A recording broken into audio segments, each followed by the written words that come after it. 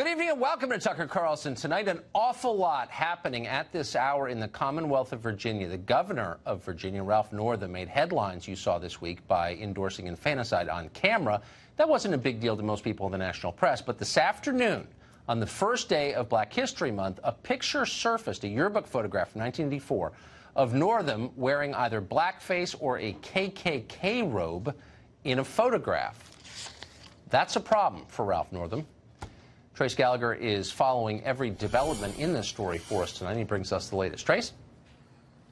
And, Tucker, we should note for clarity, Virginia Governor Ralph Northam has now confirmed that he was in the controversial picture in his 1984 medical school yearbook showing someone dressed in a KKK robe and hood and another wearing blackface. Northam did not state which costume he was wearing, but did issue a statement that reads in part, quoting, "I am deeply sorry for the decision I made to appear as I did in this photo and for the hurt that decision caused then and now. This behavior is not Tucker, we should note for I am today and the values I have fought for throughout my career in the military, in medicine, and in public service." The Virginia Republican Party is condemning the picture, saying, quote, "Racism has no place in Virginia. These pictures are wholly inappropriate. If Governor Northam appeared in blackface or dressed in a KKK robe, he should resign immediately." This marks the second time in recent days that Northam has drawn heat from Republicans. He was also called out to explain his support for a failed measure that would have permitted full-term abortions. Listen.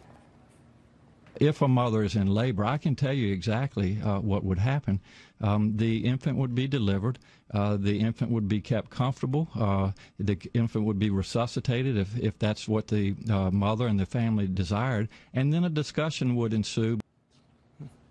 Northam worked as a pediatric neurologist before being elected to the Virginia State Senate back in 2007. It is notable that Northam was also quick to condemn the racial violence that rocked Charlottesville back in August 2017. And Virginia Democrats might be less resistant to fight any potential resignation of Northam because Virginia's Lieutenant Governor, Justin Fairfax, is an African-American Democrat. We will come in with breaking news if it happens. Tucker. And it looks like it might. Trace Gallagher, thank you very much. Well, as you just saw on tape, Northam came out in favor of infanticide this week. We're not exaggerating. Northam said it slowly and clearly. You just saw it. Then he reiterated his views just in case he wasn't clear the first time. In a statement today, Northam explained that abortion at any stage is a positive good, and this is worth listening to carefully, because, quote, reproductive freedom leads to economic freedom.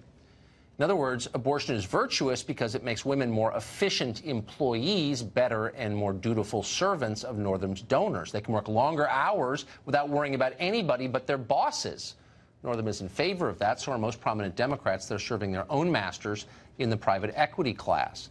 Well, the press covered all of this, of course, but not in the way you'd imagine. To the reporters at the Washington Post, the real crime here was Republicans complaining about Ralph Northam. Quote, abortion bill draws GOP outrage against Virginia Governor Northam, comma, Democratic legislators. That's an actual headline. Republicans whine too much. Infanticide, not a big deal. And then all of that changed, you heard. On today, the first day of Black History Month, the site called Big League Politics uncovered the photo Trace just told us about. What's so interesting about it is that Ralph Northam spent a lot of his last campaign calling his opponent racist, again and again and again. The closing of that campaign was an unending flurry of ads putting his Republican opponent up against pictures of what happened at Charlottesville, the atrocities at Charlottesville. There was no evidence that his opponent was a racist, but Northam said it a lot. And yet, strikingly, Northam's opponents never took pictures of himself in blackface or in a Klan robe. So there is some irony in this story. As of right now, a number of prominent Democrats, Kamala Harris among them, have called for Northam's resignation over this. But there are many in his party, particularly in Virginia, who are standing by him. Those Democrats personally oppose blackface and Klan robes as a matter of conscience, but they don't want them relegated to some back alley. They want blackface and Klan robes to be safe, legal, and rare, a private matter between a politician and his donors. For now, Governor Northam will be kept comfortable. You can be certain of that. He'll be resuscitated if that's what his party desires. Dave Rubin hosts the Rubin Report on YouTube, and he joins us tonight. Do you find it striking, Dave, that in the very week that these comments come out on camera, where they're really kind of unequivocal. He's saying if a child is born gravely disabled, you have the right to kill the child. And that's sort of dismissed as like something only the crackpots care about. And then a 1984 yearbook photo looks to me like it's going to end his career tonight. Yeah, I mean, I don't know that a politician could have much worse of a week than he is having right at this very moment. You know, Tucker, one of the things that I know you and I disagree on respectfully is I consider myself begrudgingly pro-choice, and I've said that 20 weeks should be the cutoff, and I know that that's not I know that that's an imperfect position. But the left has gone so crazy on abortion, and it was illustrated by what he said this week, that that's making decent liberals have a harder time taking moderate positions. And then when it comes to this photograph, it's like, look, it's only within the last, what, 2-3 months that we were dealing with high school yearbooks and Brett Kavanaugh, and there was going to be no chance that people on the left were going to be willing to give him a second chance or explain himself or anything else. And it's unclear now whether he's the one that's in blackface or the KKK hood. He didn't even say which one he was. I mean, by the rules that they're establishing, he has to step down. And look, it's awful. Nobody should be doing that kind of stuff. That being said, there is a slight piece of me that just thinks we should caution this idea of mutually assured destruction based on what all of our pasts are. That's not a pass on any specific thing in this or anything else, but we should worry about where that will lead us as a country, as we're all imperfect people. But this is a case where I see no situation where he can't step down. He's from the party that calls all of you guys, the conservatives, racist. Well, how can they possibly defend him right now? I think that's right. And I have to say, I just keep thinking this. I lived in this country in 1984. I was dating the same girl I'm with right now. It wasn't that long ago. Nobody I knew ever had pictures of Klan robes on their. I mean, I don't want to add to the pile-on, but, like, where was this? That was weird behavior even in 1984, I'm here to tell you. Look, you're a little older than me. I was only 8 in 1984. I don't remember anyone doing that. But again, look, people do all sorts of weird things. People wear weird, offending Halloween costumes and all that. And I think people have a right to wear and say whatever they want. It doesn't mean you're not going to have some fallout or face the repercussions for that. That's fine.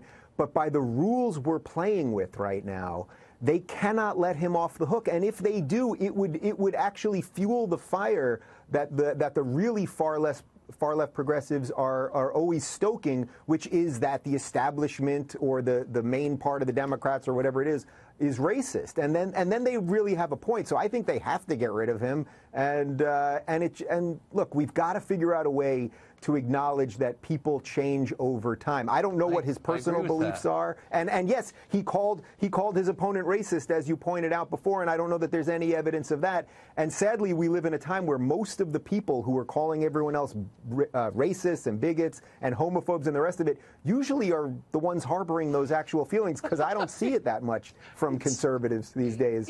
Or from anybody. I don't even know what they're talking about. I agree with you completely. Yeah. Dave Rubin, thank you for that wise analysis. Appreciate it. Thanks, Tucker. Chris Hahn is a Democrat. He's a radio host, a frequent guest on this show, a former aide to Senator Chuck Schumer, and joins us tonight. So do you find it a little strange, Chris Hahn, that you can come out in public and say, yeah, it's okay to kill a child who has been born, which is what he said, and then he said it again, and everyone's like, oh, that's not a big deal, infanticide, killing a human being, whatever. Narrow's okay with it. And then on the basis of a yearbook photo, he's probably going to resign, I would assume, by the end of tonight. You think it's kind of strange? Well, I've discussed the infanticide thing ad nauseum. He was not calling for the killing of babies born alive. He was talking about difficult end-of-life decisions for babies who were born severely disabled and may die unless kept on resuscitation. But let's save that for another day, Tucker. He needs to resign right now. He needs to resign. Fine. He needs to resign right now. He has to go. There is no apology here. Now, look, he may have changed, but serving in public life is a privilege. And it should not be tainted by the stain of such racism. Look, I'm against racism. I make an argument pretty explicitly against it almost every night on this show, for which I'm often called a racist. Yeah. But I'm totally opposed to racism, and I mean it. I just wonder what the standard is. Keith Ellison was a member of the Nation of Islam who called for a black ethno-state and worshipped Louis Farrakhan as a godlike figure, but that's totally cool because why? Look, I mean, there are lots of things that need to. I don't know all the details of that, so I don't want to go down that path. No. He was a member of the Nation of Islam. He called for a black ethno-state, and he was the vice chairman of your party. And nobody said anything about it. I must have mentioned that 30 times in the show. Nobody cared. So I'm just wondering, what is the standard exactly? You know, look, I think the standard right here is very clear when it comes to Ralph Norton and what he did, and I think he needs to go immediately. And I also think there are lots of people in politics right now, like Steve King in Iowa, who need to go immediately. Because I think that we have too many people that play around with racism in this country and get to stay. Okay, but what about, I mean, calling for a black ethno-state, and I'm not exaggerating, we've explained it many times in detail on this show. Yeah. Maybe there's an argument in favor of that. I don't know what it would be, but why is that okay? I mean, Steve King, whatever he said, he didn't call for an ethno-state, and Keith Ellison he called himself a white nationalist. But no, I don't know that he called it. Whatever. Look, I'm not here to defend Steve King. I'm saying he didn't say that, and Keith Ellison did, and he's the #2 man in your party. So, like, what? I mean, why is that all right? Tell the rest of us what the standard is. And why is it all right that Steve Scalise said he was David Duke without the baggage, and he's the #2 ranking Republican in the House of Representatives? Yeah. Okay. So, I mean, there's a lot of things that need to be sorted out, and we need to get to a place where we don't have racism and we don't have people who are stoking racial issues in a bad way in our government. Well, I agree with that 100%. I agree. People should not be punished or rewarded on the basis of their skin color. That's the definition of racism. And it's not only is it happening, it's expanding in this country, and the left is pushing it. Yep. So, and they should be ashamed of that. But let me ask you this. Well, the right allows him to stick around for a long time. What about poor Ed Gillespie, who, whatever you think of Gillespie's politics, are actually not my politics, but there's no evidence he's a racist. He's like a very decent man, actually. And this Northam character called him a racist, like, repeatedly, and he's the one in the blackface with the Klan outfit. Like, does someone owe him an apology at some point? No. Gillespie ran a campaign Gillespie ran a campaign. He ran a campaign that was all about the statue of Robert E. Lee. Now, what does that stand for? Who is that appealing to? That's appealing to. You know who that's appealing to? Can I tell you who that statue appeals to? It appeals to 1984 Ralph Northam and people just like it. Oh, but hold on. I live here, okay? Yeah. Right across the river from Virginia. He did not run a campaign that was, quote, all about a Robert E. Lee statue. There's no evidence he's a racist. I don't think there is a picture of Ed Gillespie in blackface or a Klan hood. I'm just saying, if the guy in the Klan hood is calling you a racist, maybe you deserve an apology. Yeah. That's all I'm saying. Do you think, or no? I don't think he deserves an apology. I thought his campaign did a lot of race baiting, not just the Robert E. Lee statues, they were against but the people in the hoodies coming to get you. It's just, look, it is what it is. That's politics, and that's where he was. That's the campaign. Ed Gillespie, who was not even from Virginia, not even from the South, decided to run because he was appealing to a type of voter that would have been in that picture in 1984. I mean, I will say his campaign didn't find this picture, but then neither did the Washington Post. And again, the Washington Post is not a serious newspaper. It's a joke. It's Nor his primary opponents. Look, I agree. But the Post got, which is this kind of newsletter run by the richest man in the world, Jeff Bezos, really a shameful publication. But it got pretty forensic with Ed Gillespie, I remember. Quite. They couldn't find a yearbook photo of the guy running for governor. Why do you think that is? I got to tell you, this is some of the worst opposition research I've ever seen in my life. How none of his primary opponents or his political opponents or the local papers or the national press, for that matter, found this picture is beyond me. This was a hotly contested race. You would think that they would leave no stone unturned. They would have talked to friends from college to find out what happened. Yeah, they did not. This was poor opposition research by everybody involved here, and it's time for him to go. He should resign tonight. Not even opposition research, just like reporting. It'd be interesting. Maybe we can get the Washington Post guys who were assigned to Ralph Northam on the show to explain how they missed this. The geniuses over there. I've done operation research in my life, and you know, the first thing you do is try to find pictures of them from when they were in college and try to find this is not the Post was you want to good talk at that to people who knew him to find out what he was about. Because they're shills, that's why. It's not a newspaper. It's a newsletter for the Democratic Party, as you well know. Chris Hahn, great to see you. Thank you. Nice seeing you, Tucker. Well, across the country, Democrats have been pushing for abortion to the moment of birth. We're not making that up. It's hard to miss. But when the Daily Caller's Henry Rogers asked members of Congress about Governor Northam and his defense of infanticide, they pleaded total ignorance of it. Watch this. Do you agree with Governor Northam's comments yesterday about long-term abortion? I have no idea what he said.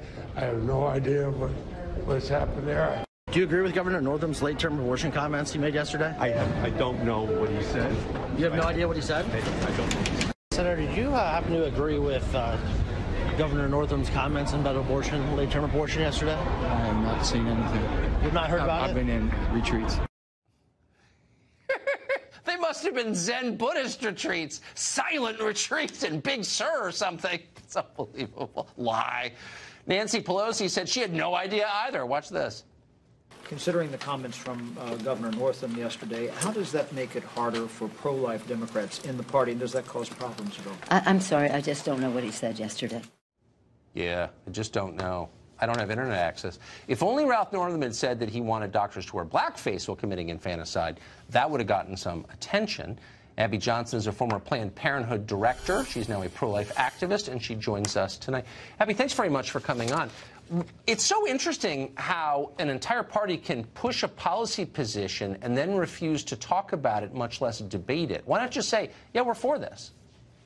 Well, I mean, they're lying. Look, they've all seen the clip. Yeah. They all know what he said. But I think even now, pro-choice Democrats are going, is that a little too far? We don't know. Do we support this guy? Do we not? Because it's so extreme. I mean, even pro-choicers on social media are saying, wait a minute, what are we talking about here? So I think even people in their own party they don't even know how to defend this.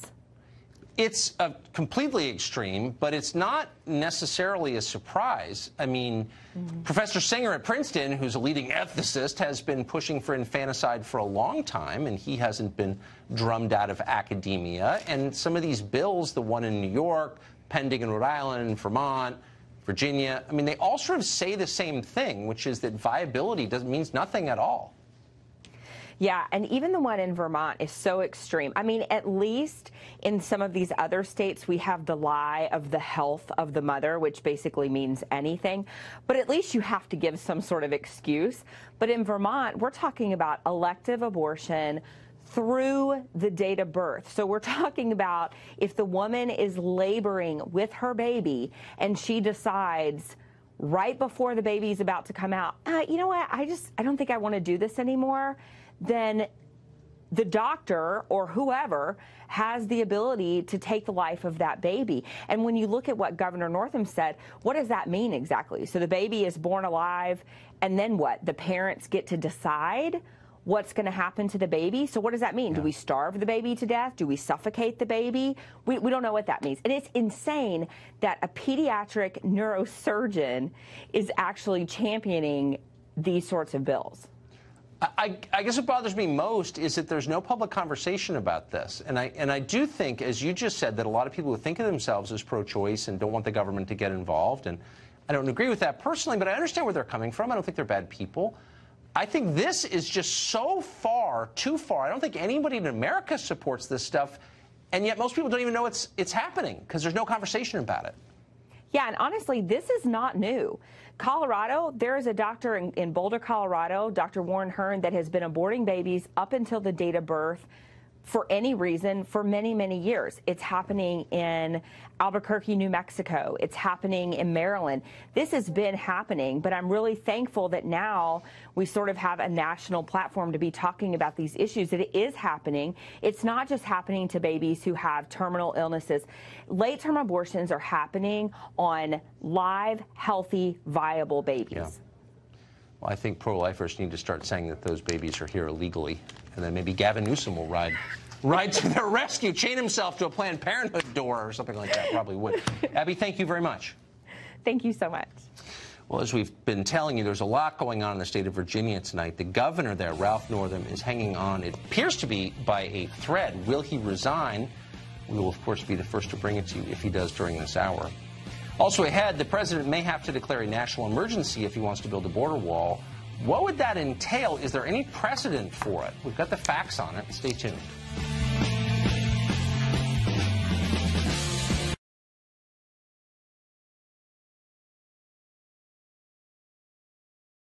Well, the government shutdown has ended for the moment temporarily, but the battle over a border wall continues. The Speaker of the House, Nancy Pelosi, has vowed that she will never fund that wall under any circumstances. The president promises he's going to build one. So that seems to leave the White House with one option: declare a national emergency and order the building of a wall on our southern border. That sounds like a pretty radical solution, but is it? Well, it turns out that national emergencies happen all the time, and somehow very few of them receive any attention at all. In 1976, Congress passed the National Emergencies Act. That law grants the president the power to declare a state of emergency in response to virtually anything if he thinks it's necessary. National emergencies can be renewed annually and routinely are. Congress can only block a state of emergency with a 2/3 vote. So it's a very broad law, and it's been applied a lot. It began in 1979. President Jimmy Carter declared a national emergency to keep Iranian government property from entering the United States. That emergency is still ongoing, despite being older than Alexandria Ocasio-Cortez, for example. Since that date, American presidents have declared no fewer than 58 national emergencies, and 31 of them are still ongoing right now. The average state of emergency in this country has lasted for 9.5 years. So what are some of these emergencies? Well, some really were emergencies. September 2001, for example, President Bush announced a state of emergency that gave the White House greater authority to mobilize the military, call out the National Guard, and perform other counter-terrorist actions. That emergency has been dutifully renewed each of the past 18 years. So that was real. We've also had a decade-long national emergency to combat the swine flu. President Trump has declared 3 national emergencies already. Bet you didn't know that. One of them sanctioned those who use social media to influence elections, those dastardly Macedonians. Another national emergency condemned the government of Nicaraguan President Daniel Ortega. That was a national emergency. And yet another ongoing national emergency punishes anyone who works to, quote, undermine the sovereignty of Lebanon. Lebanon. You see the point here? In Washington, protecting the sovereignty of a faraway Middle Eastern country that very few Americans will ever go to qualifies as a national emergency. Protecting our own country's sovereignty is, quote, immoral. And we're not overstating that. Just this week, 4 freshman Democrats in the House co-signed a letter demanding lower funding for America's border enforcement. In other words, it is virtuous to protect others. It is wrong to protect ourselves and our own children. What's the name for that attitude? Well, self-hatred would be one. Should people who hate the country be in charge of it? Douglas McGregor is a retired U.S. Army colonel who has worked to defend the country, author of the book Margin of Victory. He joins us tonight. Colonel, thank you very much for coming on. Good. Do you think it's wise for the president to declare a national emergency to secure the border? Yeah, absolutely, without question. I mean, if you've got 30 million illegal residents inside your country who violated your borders, disregarded the rule of law, you've got a national emergency. We've had this for many years, so that's absolutely the case. Secondly, only the president can address this. He has the constitutional authority to do so. What he needs is an executive order modeled on what I have written and I think is now widely appreciated inside the Fox News community, that effectively says, look, Secretary of the Army, your mission is to secure the border. You've got 30 days. Use whatever forces you need. We'll write up the rules of engagement. We'll provide you with whatever funding is necessary, but you will secure the border. Now, while the Army does that, we can proceed with building barriers. We also have an organization called the U.S. Army Corps of Engineers, and they can be tasked to build barriers. All of the funds necessary to do this can be released. Control. Well, they have flood control missions and all sorts of missions inside the United States, but the point is you have Army forces that are engineers, brigades of engineers that can be put to work on the border and build barriers. He doesn't need special permission. He has the constitutional authority to act as the commander-in-chief. He doesn't need any help from Congress at all. And so this is a national emergency. Let there be no doubt about it. You're confusing me because I live here, and it was my understanding that the point of the U.S. Armed Forces was to guarantee the sovereignty of countries we'll never visit and can't spell. That's not the case. The sovereignty of Lebanon, for example. Yeah, well, look, here's good news. We have thousands of soldiers, sergeants, lieutenants, captains, majors, lieutenant colonels, who have guarded and secured other people's borders. So they know exactly how to do this. All we're trying to do is defend our own borders. And when you defend it, you defend it. Someone tries to cross your border illegally, you stop them. Once you stop them, you can biometrically tag them, so you have them in a database, and you turn them around and send them back. And you tell them, if you come back again, you will face prison time. You will be prosecuted for violating our laws. That's how you expel people. You don't just leave your borders open and say, here's a camp, move into it while we decide what to do with you. The president can outline these legal restrictions in an executive border order, and he needs to do it as soon as possible. So this would not be the first time that the U.S. military has secured the American borders. I mean, that's why we have a military. Actually. Yeah, the Army was there from 1846 to 1946. Exactly. So why are White House lawyers telling the president that he does not have the authority to do this? Oh, that's an easy answer. Because the president has surrounded himself for the last 2 years with people who are there to subvert him, to obstruct his agenda. Everyone is there to tell him no. And that's not an answer that he should accept. He has the authority. He needs to act. I was glad to see that he took the Secretary of the Army with him to visit the border when he went down to Texas. I hope the Secretary of the Army is thinking about this, because that's his job. Does the Secretary of the Army have constitutional authority to make policy? No, but he has a constitutional obligation and mission to defend the borders of the United States. Right. Colonel Douglas McGregor, thank you very much for that. Interesting. Well, the president spent the last week defending the government's power to have an armed squad seize you in the dead of night for the crime of alleged perjury. Roger Stone is the man who was seized in Fort Lauderdale barefoot, and he joins us to respond to the media glee in the face of his arrest. That's after the break. Around the people who arrested him and around a very specific interpretation of events. It was completely justified, they say, for the FBI to show up with enough armed agents to overthrow a Central American country. And if Stone says he was upset by all that, well, he must be lying. FBI had information that he might try to destroy evidence, so they went in, I think, with an appropriate level of apprehension. They had every reason to believe he was going to destroy evidence. He had threatened witnesses, or a witness at least, and he was playing hardball back. How does this differ from other people surrounding a house for a raid from the FBI? I don't think it's that different. By the way, the guy spent the entire day in front of news cameras. Clearly, he was traumatized. Who would put that mud guy on TV? I mean, it's really just a disgrace, I would say. The former CIA director, John Brennan, speaking of disgrace, insinuated that Stone was Hannibal Lecter's long-lost cousin. Watch this. What happened with Roger Stone was in keeping with the standard operating procedures of the FBI. They were conducting an arrest and executing a search warrant. And let's not forget, Roger Stone has a fair amount of sort of unstable activities and comments that he had made. Stealing someone's dog, telling somebody, Randy Credico, prepare to die. This is not somebody that you want to trifle with. You don't trifle with him. Now, Brennan, the guy you just saw talking, once lied to the public, you, me, and the rest of us, about killing civilians with drone bombs. But that's not a big deal, really. He's still got a cable contract. So what does Roger Stone have to say about the coverage of his arrest? Well, we're going to ask him. He is on the set tonight. Roger Stone, thank you for joining us. Aren't you under a gag order? No, actually, the judge said today that she's considering one. She asked for the government and for my attorneys to submit their thoughts about that. I'm going to refrain from speaking about the specifics of the indictment because I think I have addressed it to the extent that I'm going to.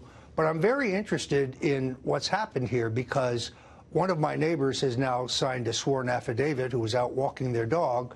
And the CNN crew, their truck, showed up roughly a half an hour, 35 minutes before the FBI. I live on a dead-end street. The street was sealed, but they were allowed to stay in position right in front of my house. Now, if I was dangerous, which is the premise of this raid, why were they allowed to stay within the danger zone? Why were they put in harm's way? The idea that I'm a flight risk is ridiculous. I don't have a valid passport. Although I support the Second Amendment, I don't own a gun. There were no firearms in the house. And I've been under investigation for 2 years. So what information did the FBI have that I would destroy evidence? Why would I wait till Well, I don't know. Friday? John Brennan, who is a liar. John Brennan, who But he did says perjure. you're a dog kidnapper. Well, look, again, that's in the indictment, and I will address it at an appropriate time because it's not true. But first of all, I've written extensively on animal welfare rights for the Daily Caller and have worked very hard to stop the government from conducting inhumane scientific experiments on dogs and cats. But I mean, you're a dog lover of the first water. But more importantly, John Brennan perjured himself twice before the Congress, once regarding the role of the Steele dossier and the FISA warrants, and secondarily regarding his breaking into the computers of a Senate committee looking into illegal torture by the CIA. Yeah, just lying about killing people with drones. Not a big deal, But okay? he's not being prosecuted, like Mr. Comey, Mr. McCabe, Rod Rosenstein, Mr. Wray, General Clapper, of course, who said that, well, no, there's no metadata collection process. And then, of course, Hillary Clinton herself. So can I get all those people have perjured themselves, but I'm being prosecuted for perjury. Well, they never gave the finger to the man, though, and that may be your main crime, in my view. But let me ask you about the day of the arrest. Yes. So that was, I guess, a week ago today. You said that CNN remained within the security perimeter. Yes. During a raid that clearly they must have considered dangerous because they had automatic weapons. At least one arresting officer had 2 rifles with him and a sidearm. It's a lot of guns. How do you think CNN was allowed to stay there? How does that make sense? I don't know, and I hope Senator Lindsey Graham and the House Republicans will get to the bottom of that, because I'd like to know who signed off on this raid. I mean, look, the main reason that the gag order concerns me is they have unlimited taxpayer dollars, 3 platoons of Ivy League left-wing lawyers to prosecute me. They have just given us an enormous amount of material in discovery that we have to go through, 3 terabytes, according to their press release. Unless people can go to stonedefensefund.com, and unless I have a forum to promote it, I can't possibly raise enough money. So I don't understand, on what grounds could they just end your First Amendment rights? Well, they, as you know, they gagged Paul Manafort in his trial because I would be prejudicing witnesses. Pardon me, I'd be prejudicing a jury. Well, that was the whole purpose of this raid, was to poison a jury, to hold me up as public enemy number 1. To use a cable news channel as a PR operation to get their message out. So if they gag you and take your First Amendment rights away, does that mean that they're no longer allowed to leak to CNN against you? Well, it's an interesting question. But the whole purpose of the gag would be so I don't poison a potential jury pool. But they've just poisoned a potential jury pool by making me look like El Chapo or Pablo Escobar. But so it just seems a little bit one-sided. So they can arrest you with overwhelming force and automatic weapons and armored vehicles and stun grenades. And then they can force you not to speak in public, but they can still say whatever they want about you to news organizations and leak. I mean, 2 years of leaks, as you know, that I was going to be arrested every other Tuesday, has destroyed my business. The censorship of my show on InfoWars and the censorship of my Facebook page has hurt my book sales dramatically. I'm a New York Times best-selling author.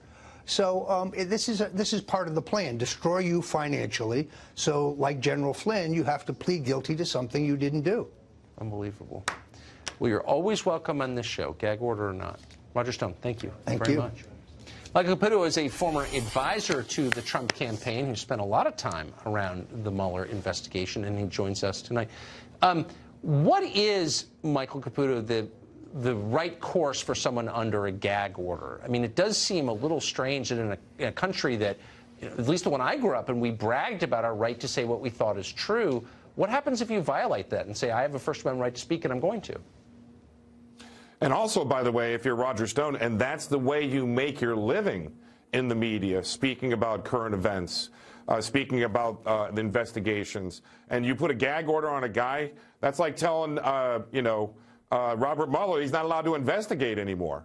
I mean, you're going to cut back his ability to even make enough money to pay his bills, let alone pay his legal bills. This is a bit different than Paul Manafort. Paul Manafort was not a media commentator. Paul Manafort was a political consultant. Giving him a gag order didn't really affect his ability to make a living. Roger Stone's already broke because of this investigation. They've killed his ability to make a living as a consultant. All he's got is his media commentary. And now they're going to cut that back too? Well, so, I mean, it just seems like fairness is the baseline that everybody wants or should want. So if you're telling a man you're no longer protected by the Bill of Rights and you're not allowed to speak in public, and if you do, you're going to go to jail, then shouldn't anyone in the Mueller office who leaks to the press about Stone go to jail?